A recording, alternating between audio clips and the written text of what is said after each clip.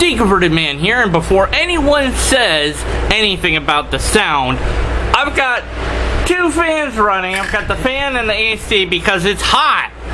So, yeah, there's going to be background noise, okay? Alright, talking points. Let's do this. I was thinking about how many theists ask the non-theists, how did this come to be? How did the universe get here? How did we get here? What's the answer? Where do you go when you die? These sort of questions. What's your explanation for this? And then when we say we don't know, we're not claiming to know those things. There's this kind of like aha moment where it's like, well, until you have an answer, I'm going to stick with God. Bill O'Reilly said that specifically, but others have suggested that, well, I have an answer and you don't, so la da da da da, at least I have an answer.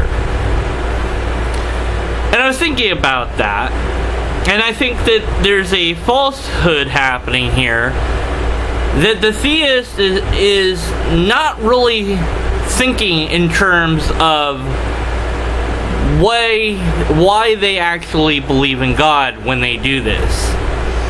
And what I mean here is that if there was a robust scientific understanding of, say, why the universe came to be, that could not possibly stop you as a believer from believing in God. That if we had that, we absolutely knew for sure that, X, whatever that X is the way the universe came to be, that you would just suddenly stop believing in God. Let's say tomorrow some group of scientists comes forward, they've been working with the Hadron Colliders and whatnot, and they go, look, we've got it, here it is, this is how it all came to be. This is proof, and we've run tests, etc., and we have all the documentation, of course, and it's real, and it's how. In fact, we were able to create our own universe somewhere else, or whatever. So we not only do we know how it's done, we can do it ourselves or whatever. Well, then, of course, if they could do it themselves, then you could say, well, then God did it, and God's, like us, but not like us here, or whatever.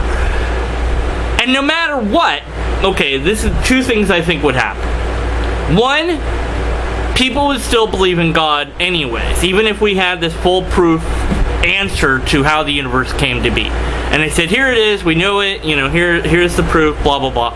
They would still believe in God. It wouldn't just be like, oh, well, I guess they explained everything, I don't believe in God now. The second thing that would happen is people would not believe the scientists. They would absolutely poke holes at it. They would cast skeptical ideas on it. They would cast doubt on it, or they'd outright deny it. They'd say, oh, well, see, but the scientists didn't make, let's say they didn't make another universe. Let's say that. Well, but we can't make life yet. I've heard this from theists, too. As if this is some sort of I don't know why that would be a requirement for us to be able to generate life from non-life in order to prove abiogenesis.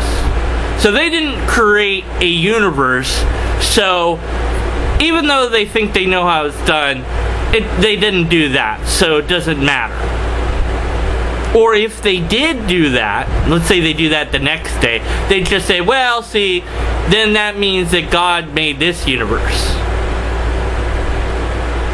And there wouldn't be, and that's accepting the scientific theory, by the way. They would move the goalpost back and say, well, that's fine, but God still caused the thing that they're looking at. And God's behind the scenes. And you won't find God through science, you see. And we've always known that you won't find God through science. So they're looking they're never going to find it because they can't look in the place. And it's not even that they're looking in the wrong place, it's that they can't look where God is, because where God is not even a place that science can look. Although it's a place, kind of. So, I would submit that to the theist that might be watching this video, if you are constantly asking the non-theist, the skeptic like myself, the atheist like myself, the non-believers, you're constantly asking them, well, but where did the universe come from? Or, well, how did life begin? Or explain evolution to me. And usually we are not scientists and we might not know all the particulars of that. And we'll go, well, you know, here's some books, here's some websites, and you can go and learn that stuff because it's interesting stuff, and we don't have a problem with it. And the reason we don't have a problem with it is because we don't have a God concept that is rooted in a knowledge gap. A God of the gaps God.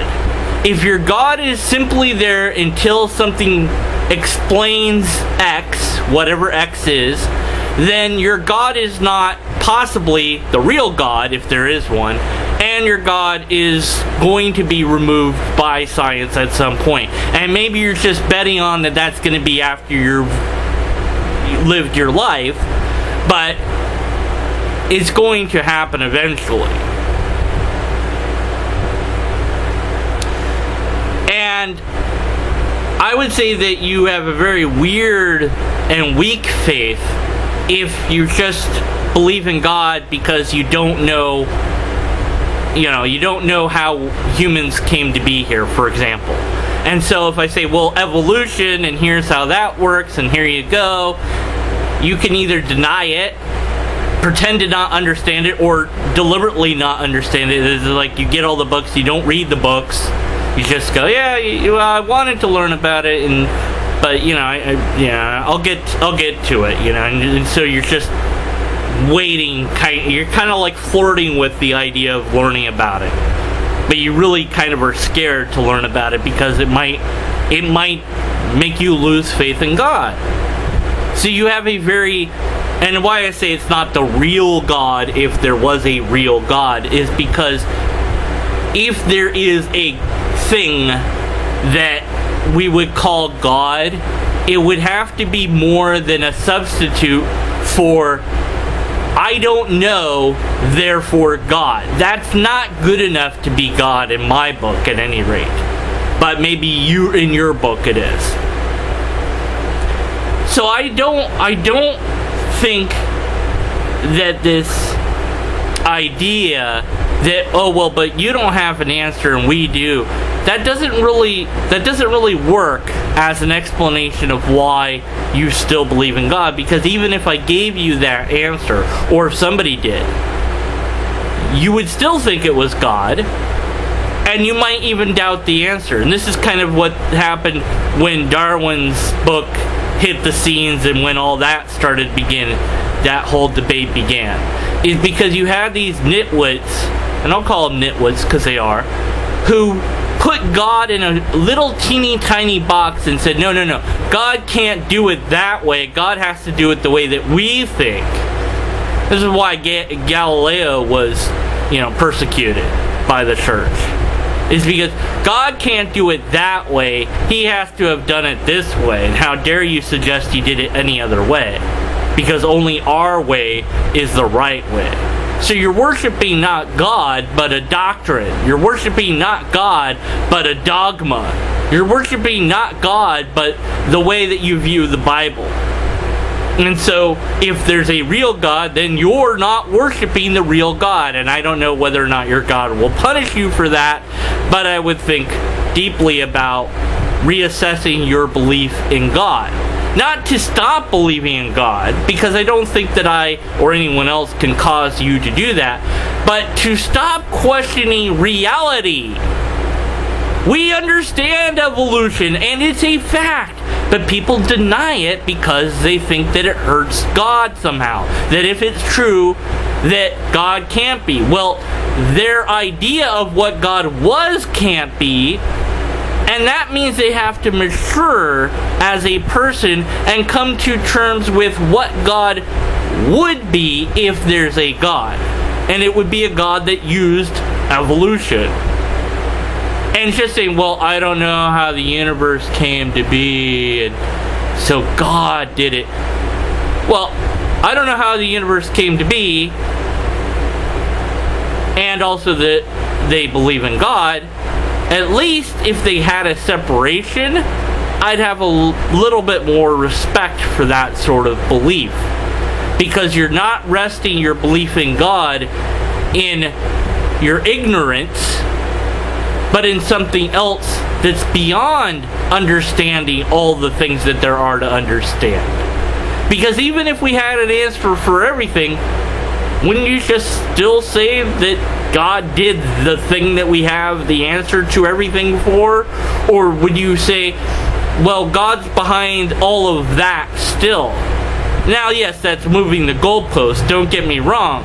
But I'd rather you have no problem with reality and still have a belief in God than believe in God and require reality to be absurd to fit your belief. Because whatever God may or may not be, if it's real, then it must conform to the reality that we understand and not the other way around.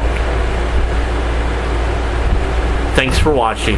Post your comments, questions, and other stuff in the comments. And look, I know somebody's going, oh, the fans, they're hard. It's hard to hear. Yeah, it's hot in here.